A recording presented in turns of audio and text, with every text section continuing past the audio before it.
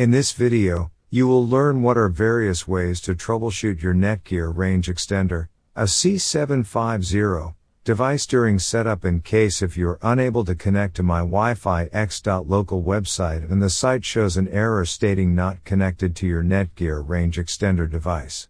Or extender connected but no internet connection. Here are some tips. The first thing that you can do is try rebooting your Netgear range extender and your router.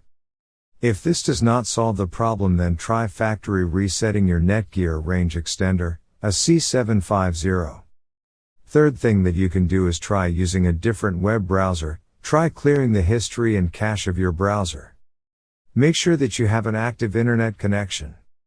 Make sure that all the cables are connected and avoid using damaged ones. Make sure you are using the latest firmware update on your extender. In case if you are still facing any issue with your Netgear range extender device, get in touch with our Netgear range extender experts for instant solutions. Thanks for watching our video, and do not forget to like, share and comment on the video, so that you never miss any video from our channel.